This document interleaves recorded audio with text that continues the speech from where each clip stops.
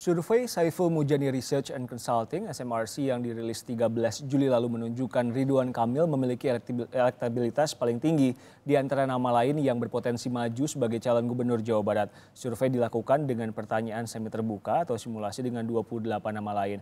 Hasil survei menunjukkan Ridwan Kamil memiliki tingkat keterpilihan atau elektabilitas 31,4%, Deddy Mizwar 13%, Deddy Mulyadi 12,3%, Dede Yusuf 8,3%, dan Abdullah Gim Natiar atau Agim 7,5%. Untuk mengulas dinamika jelang pemilihan Gubernur Jawa Barat, kita bahas bersama Direktur Program Saiful Mujani Research and Consulting (SMRC) Sirajuddin Abbas. Pak Abbas, terima kasih meluangkan waktu untuk Kompas TV. Sebelum kita bahas calon ini lawan calon itu, Pilkada Jawa Barat ini penting ya? Sangat penting untuk lingkup yang lebih besar lagi. Misalnya untuk 2019, Jawa Barat bisa menjadi provinsi penentu.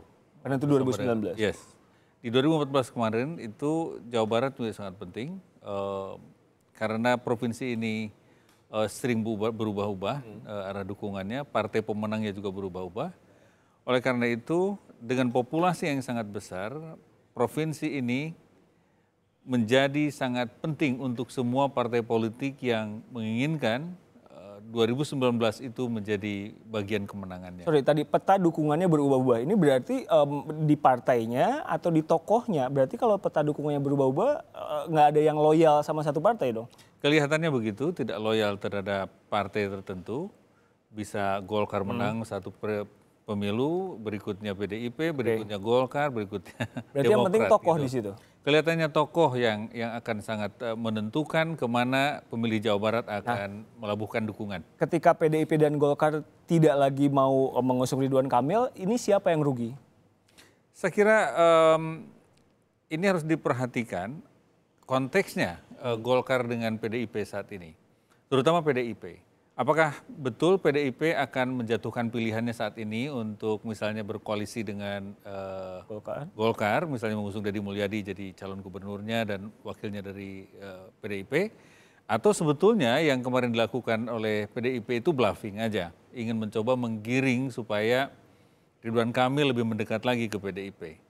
Karena sebelumnya sebetulnya kita lihat rekornya hubungan Ridwan Kamil dengan PDIP dan dengan Bu Mega secara pribadi juga baik gitu. Nah, bahwa memang Nasdem sudah mendahului gitu, itu bagian dari trik politik Nasdem lah ya, supaya nama Nasdem terus terbawa dalam proses Pilkada Jawa Barat ini. Setiap kali Ridwan Kamil disebut, pada saat itu juga Nasdem dibawa. Jadi ada efek yang diharapkan cukup baik untuk Nasdem sebagai partai. Ini PDIP dan Golkarnya agak sensi gitu karena Nasdem saya kira normal saja untuk PDIP dan Golkar, karena Golkar sudah jelas memang akan mengusungkan kadernya. Tapi untuk PDIP saya kira PDIP ini memang harus waspada betul. PDIP siapa ya Pak? Rike atau siapa? Karena sejauh ini belum ada nama yang cukup kuat. Kalau kita lihat dari survei kita, memang tidak ada nama dari PDIP yang berada di kisaran 5 besar yang potensial. Ada namanya misalnya Pak TB Hasanuddin, ada juga namanya Bu Putih Guntur, ada juga nama Sutrisno dari Majalengka yang disebut-sebut, tetapi di survei kita tidak terlalu kuat. Artinya kalau dihadapkan dengan Ridwan Kamil, dengan Deddy Mizwar, dengan Deddy Mulyadi, mereka ada di bawah elektabilitas. Anda bilang tadi ini bisa jadi bluffing, tapi kan Ridwan Kamil dan PDIP tadi juga histori baik.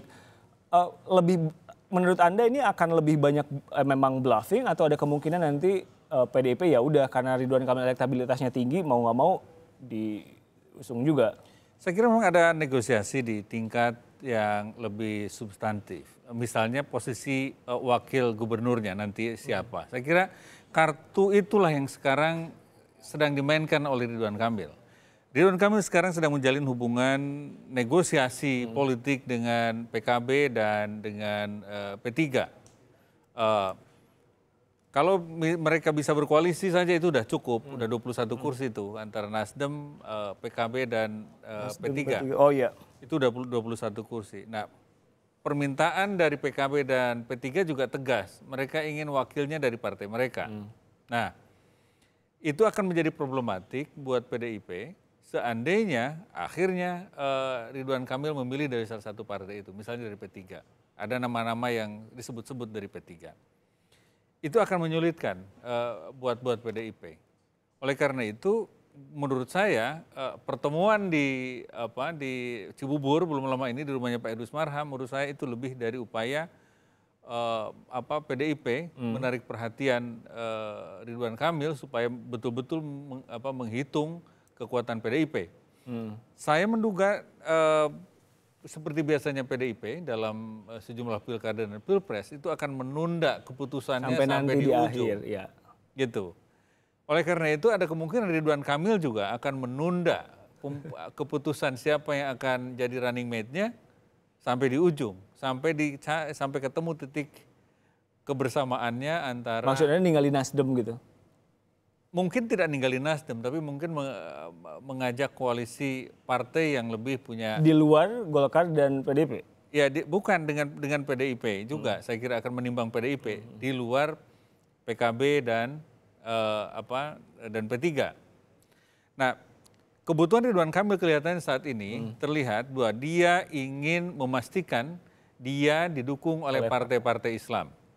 Kekhawatiran soal situasi Jakarta melebar ke Jawa Barat, saya kira itu bukan omong kosong, bukan isapan jempol, tapi itu real bisa jadi. Pak Abbas, bagaimana jika kan kita tidak boleh menafikan ada Bu Megawati juga di sini. Jadi ketika ada punya hak veto, Bu Mega maunya Kang Emil misalnya itu cair sekali ya. Itu dia, saya kira PDIP apalagi yang historinya kan. Betul. Jadi bisa jadi di ujung nanti Bu Mega memutuskan ke dia juga. Karena saya kira semua partai akan pragmatis, akan mendukung siapapun tokoh yang paling mungkin memenangkan pertarungan di Jawa Barat. Apa kunci Jawa Barat? Apa kunci untuk memenangi warga Jawa Barat ini? Saya kira ada dua yang paling penting. Pertama, jaringan pemilih Islamnya terutama yang berbasis NU itu kuat di sana, tetapi juga yang relatif moderatnya di daerah Pantura, di daerah wilayah Jawa Barat bagian barat juga cukup besar. Karena kebanyakan swingnya kan mengambang. Karena justru itu swingnya yang banyak itu. Nah, saya kira kalau Ridwan Kamil bisa mengamankan partai Islam, dia sedikit punya grounding yang lebih kuat, punya fondasi. Partai Islam itu maksudnya PKB atau P3. Karena kalau PKS sudah. Kalau PKS kelihatannya sulit. Karena saya kira ada problem dari awal bahwa Ridwan Kamil dianggap melompati kesepakatan awal yang dulu di wali kota Bandung. Saya kira kan dulu. Jadi yang paling realistis adalah dengan PKB, P3 yang mungkin juga kita masih menunggu. Saya sih masih belum yakin. PDIP akan mengambil keputusan dalam waktu dekat ini. Tapi dari tadi kita bicara Ridwan Kamil. Selain Ridwan Kamil? Tidak banyak yang kuat. Misalnya ada Deddy Mizwar, itu bersaingnya kuat. Deddy Mizwar ada di situ ada Dede Yusuf, ada Deddy Mulyadi, ada juga Agim. Tapi Agim kita tahu belakangan meskipun sempat kelihatannya dia nanya ke jamaahnya gitu, tapi kelihatannya belakangan dia mengendor, dia tidak kelihatan menyerah mau melanjutkan itu. Jadi yang masih mungkin itu misalnya Demokrat. Ini Demokrat itu apakah masih akan mendukung yang paling kuat di situ? Dari Demokrat yang terlihat cuma Deddy Yusuf. Ya. Nah, paling persaingannya, kalaupun kemungkinan 3, ya mungkin Ridwan Kamil, di situ ada Deddy Mizwar dan mungkin Deddy Mulyadi porosnya. Gerindra porosnya gitu. Lalu Golkar, lalu yang satu lagi Nasdem dengan apa gitu. Paling tidak itu peta dan gambaran yang akan nanti kita lihat tahun 2018. Pak Sirojudin Abbas, terima kasih telah berbagi pandangannya dan mengulas ini semua bersama kami di Kompas Petang.